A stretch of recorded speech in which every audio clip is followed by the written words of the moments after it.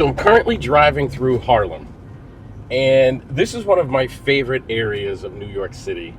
And today, it's probably even more important that I experience Harlem.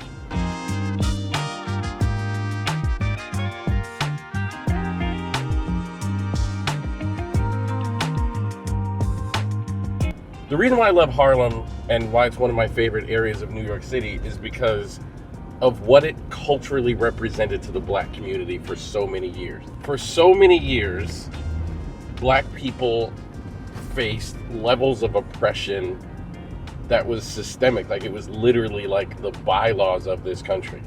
Harlem is the area where a true, genuine black renaissance happened, where there was poetry, dance, art. This is the birthplace of jazz.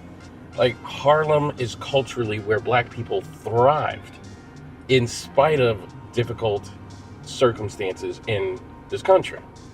And I think about that now. As I walk around Harlem, you can feel that history. Like, the streets are named after some of those black historical figures. Some of the buildings are named after some of the black historical figures.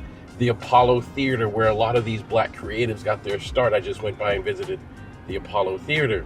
Our food was different in Harlem. Like, Harlem is the home of so much black culture that was birthed and thrived amongst very difficult circumstances. And I think this area is physical evidence that when black people, when we face hard circumstances, as we will very likely face, we have a history of thriving. We have a history of surviving and even thriving when times are challenging. So I'm so glad that I came to Harlem the day after the election and got reminded of how resilient and strong and powerful our culture is.